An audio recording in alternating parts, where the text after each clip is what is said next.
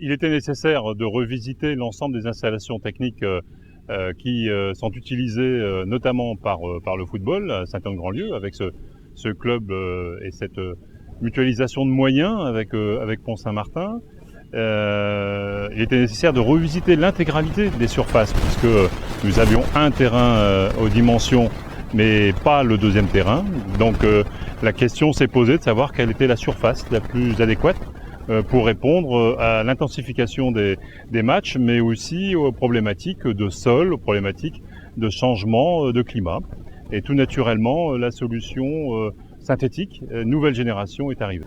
Alors le synthétique est une composition très hétérogène, puisqu'il y a après un terrassement et un compactage conséquent qui a été réalisé, notamment au regard des problématiques hydrauliques du secteur de Grandlieu.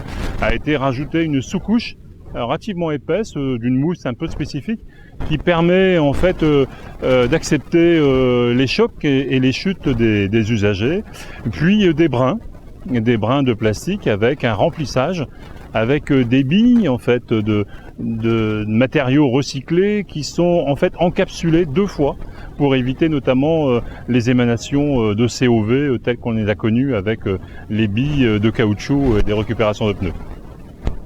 En complément de l'organisation de ces nouveaux terrains, donc des travaux connexes, je pense notamment aux 2500 m² de surface engazonnée, qui pourront être utilisés pour les activités physiques, mais aussi pour des moments de convivialité.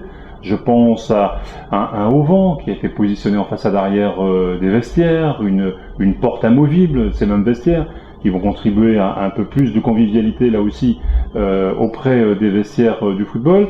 Et puis le cheminement avec des stations sportives qui est organisé dans le bois, qui nous amène gentiment vers l'extension du parking de la Pavelle que nos amis footballeurs et autres sportifs emprunteront de préférence.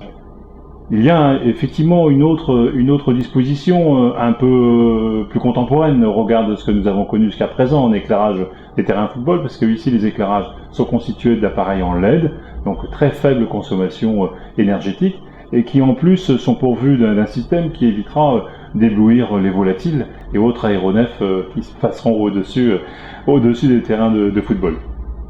L'ensemble de ces dispositions pèse environ 1 300 000 euros, avec un autofinancement communal de près de 60% et des subventions importantes d'une DSIL, dotation de solidarité d'investissement local, pour 480 000 euros. Donc l'État contribue à ces éléments. Et puis on retrouve une partie de subventions notamment de la Fédération française de football, pour chacun des terrains d'ailleurs, 33 000 d'un côté, 33 900 de l'autre, en lien aussi avec la labellisation du football club, avec un travail conséquent, un projet éducatif conséquent, avec l'accueil notamment des jeunes filles pour pratiquer ce sport collectif. Donc tout ceci contribue à un financement bien calibré de l'équipement,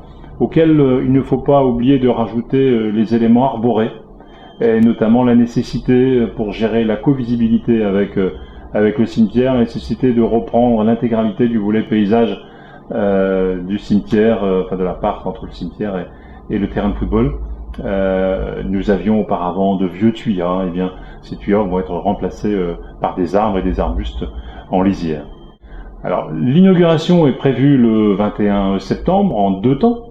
Un premier temps à 11h30, une disposition officielle avec les différentes autorités, notamment les financeurs, et puis un temps de découverte des pratiques sportives, organisé d'ailleurs entre le Football Club de Grandlieu et les autres associations qui pratiquent ces grands espaces sportifs. Et c'est d'ailleurs une vraie réussite. Enfin, j'espère qu'il y aura beaucoup d'inscriptions dans ces mini tournoi d'équipes de 6 ou de 8 joueurs se pratiquent de la balle sous toutes ses formes. Et ça va être assez intéressant, et ça à partir de 14h l'après-midi, avec tout le long du week-end les matchs, bien évidemment, du football club. Ce seront les premiers matchs qui vont se tenir sur cette nouvelle installation, et ce n'est que bonheur, notamment pour les plus jeunes d'entre nous.